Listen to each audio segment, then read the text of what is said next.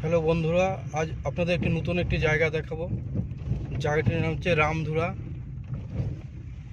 এখানে আসতে গেলে আপনি এনজিপি থেকেও আসতে পারেন, আবার বাগডোগরা থেকেও আসতে পারেন।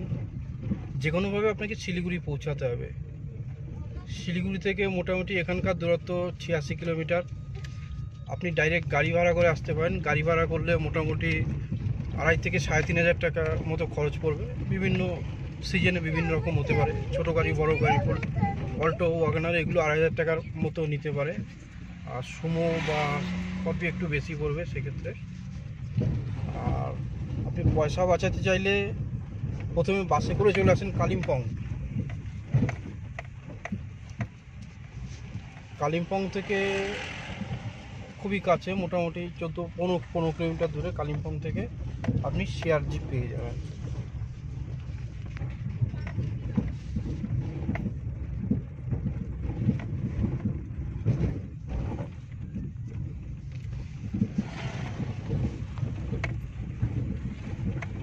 এখানে আপনি যে কোনো সিজনেই আসতে পারেন, কোনো অসুবিধা নেই।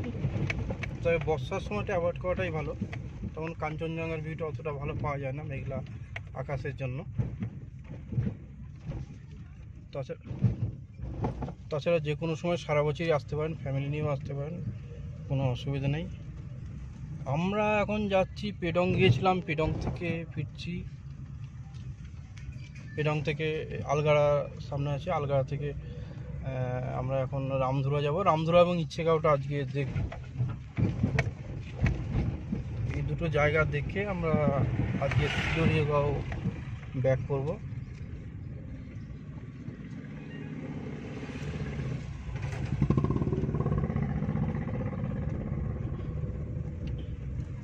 রামধুরাতে থাকার জন্য অনেক হোমস্টে আছে।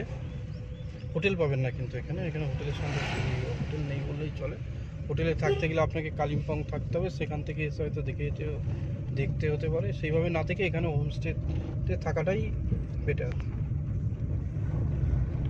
জোজলপা হোমস্টে আছে বা আরও কিছু হোমস্টে আছে, সেগুলো আমি পরে ডেসক্রিপশন বক্সে দিয়ে দেবো।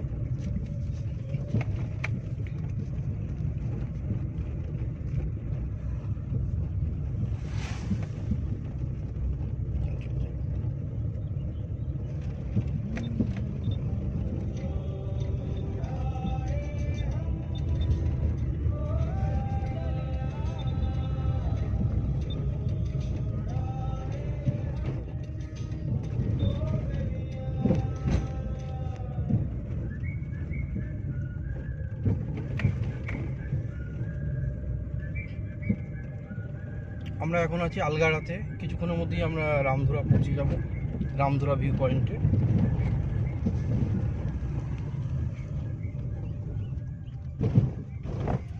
তবে আপনি এখান থেকে কাছাকাছি রামধুরাতে থেকে ইচ্ছেগাঁও দেখে নিতে পারেন, পেডং দেখে নিতে পারেন, পেডং শিলিগুড়িগাঁও এখান থেকেই দেখে নিতে পারেন, অথবা শিলিগুড়িগাঁও গিয়ে থাকতেও পারেন। তো এখানে একটা দিন থাকা ভালো, চুপ করে বসে থাকুন আর কাঞ্চনজঙ্ঘা উপভোগ করুন।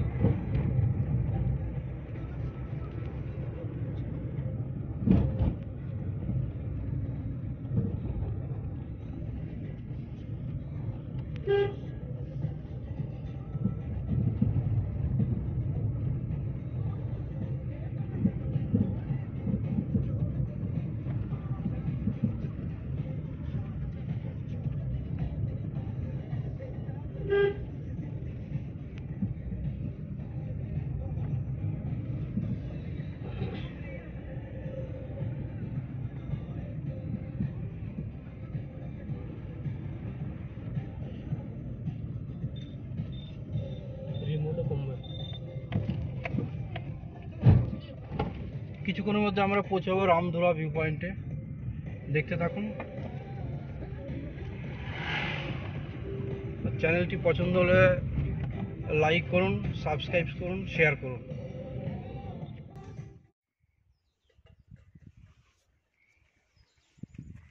এবার আমরা চলে এসেছি Ramdhura view point. View point থেকে রামধুরা ভিলেজ আর একটু নিচে যেতে হবে আমাদের।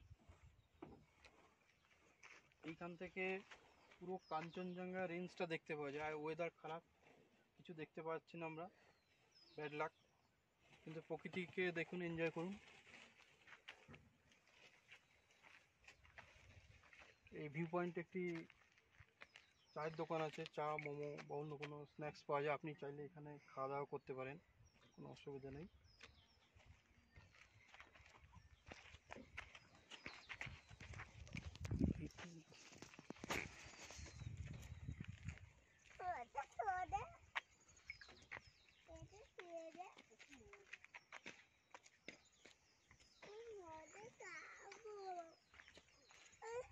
খাবো খাবো খুদে আমাদেরকে জিজ্ঞেস করতে পারে।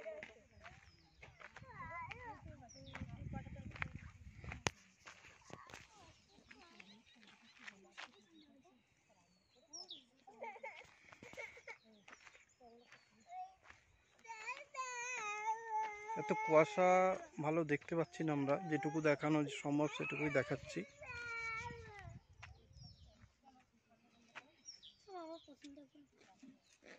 দেখি সামনে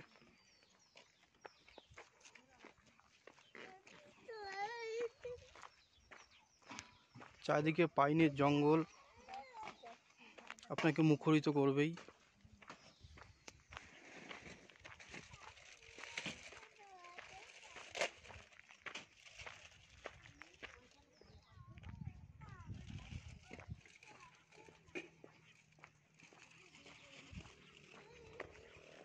রামধুরা ভিউ পয়েন্ট দেখে আমরা অবশ্যই রামধুরা ভিলেজের দিকে যাব।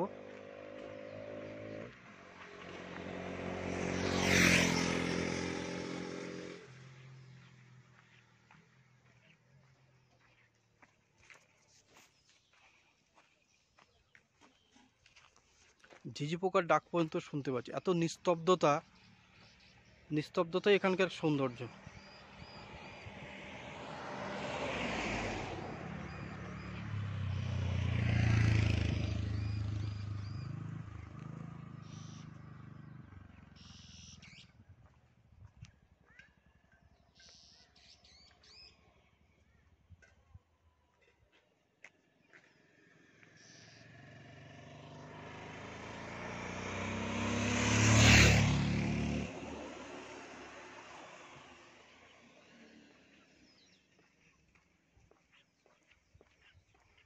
দেখি আমরা টি স্টল একটু চা কিছু খেয়ে নিই, খেয়ে আবার রামধুরা ভিলেজের দিকে যাব।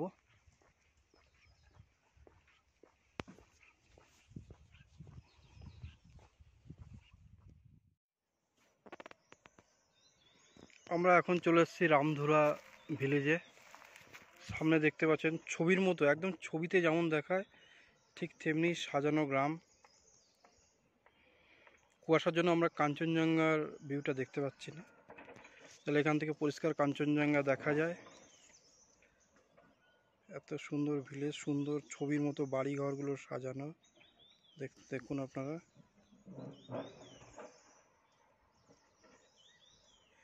এসে এখানে অন্তত একটা দিন থাকবেন হোমস্টেগুলোতে।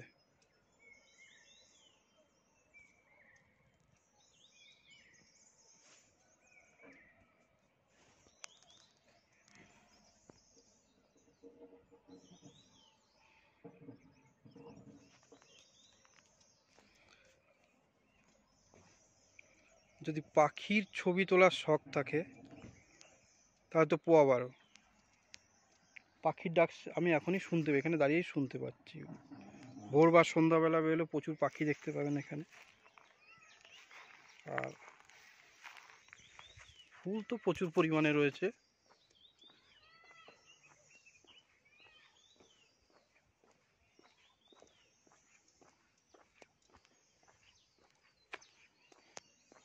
প্রকৃতি যেন তার সৌন্দর্যকে এখানে একদম উজাড় করে দিয়েছে। এই রামধুরা ভিলেজে না এলে সেটা বুঝতে পারবেন না।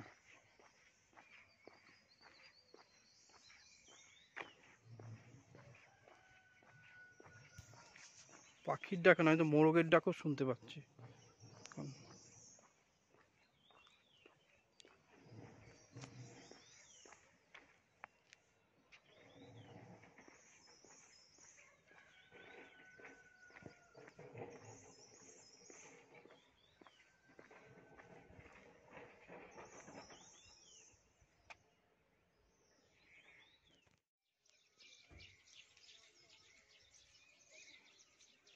রামধুরা থেকে 2 কিলোমিটার দূরেই ইচ্ছেগাঁও।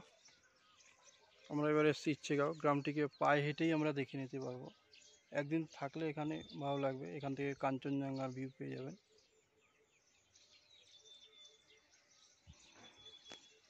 একদম অপূর্ব, মানে ছবিতে ঠিক যেমনি থাকে বাড়িঘরগুলো ঠিক তেমনি। এবার আমরা পায়ে হেঁটে গ্রামটা ঘুরবো।